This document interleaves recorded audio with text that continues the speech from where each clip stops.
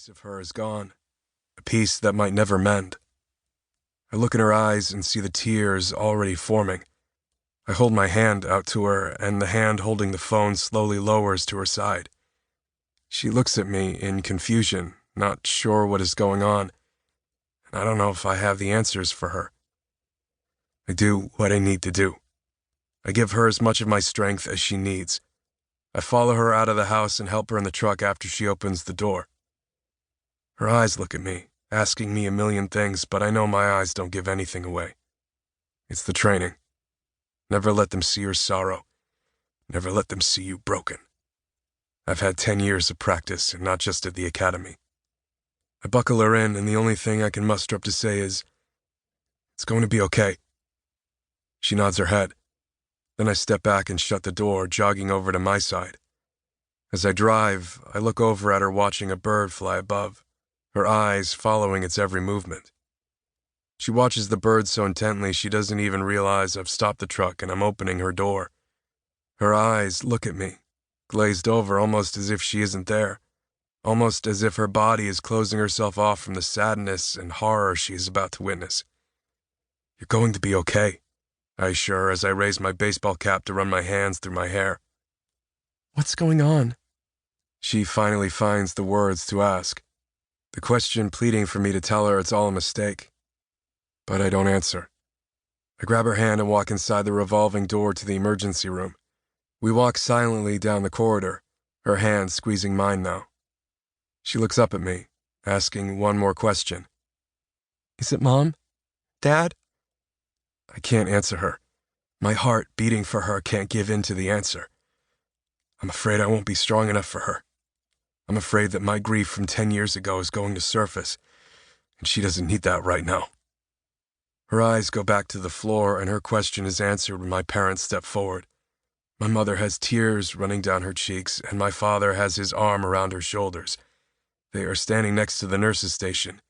She looks back at me in horror. "Is it Nanny?"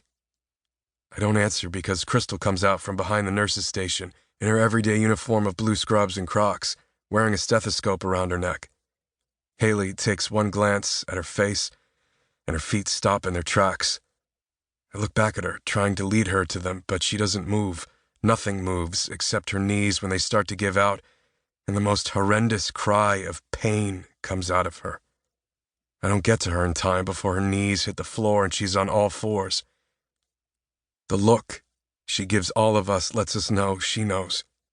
She knows that somewhere in this busy hospital emergency room, her husband lies dead. Crystal rushes to her as she holds her in her arms, the tears soaking into her blue scrubs. I bend to pick her up, my body cocooning hers. I carry her to the white fucking room no family ever wants to step into. The room where the walls are stark white and not one picture hangs on them. Where 4 chairs line one side with a single chair facing it. The room where you go, and in 5 seconds or less, they tell you that your loved one who you prayed for, who you tried to make promises for, is gone. That nothing you could have done or said would have changed the outcome. Crystal gets up, and I go to her, pulling her to my side. "What the fuck happened?" "It was a head-on collision," she says in a low voice, hoping that no one really hears us. "He was DOA." I close my eyes. The pounding forming behind my eyes is almost too much to bear. "Where is he?" Haley's soft voice finally says.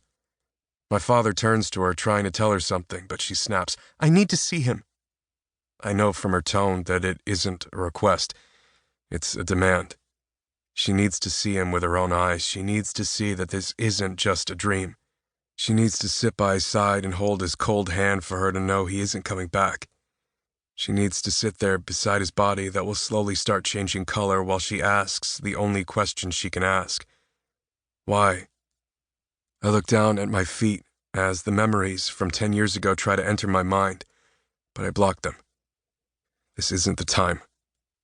I look up and hear Crystal try to tell me that whatever picture she has of Eric, she doesn't want one of him lying on that bed. I look past her and see 2 officers approaching. Frank and Landon come in, and I see it right away, the brown fucking bag. I groan inwardly as I think about the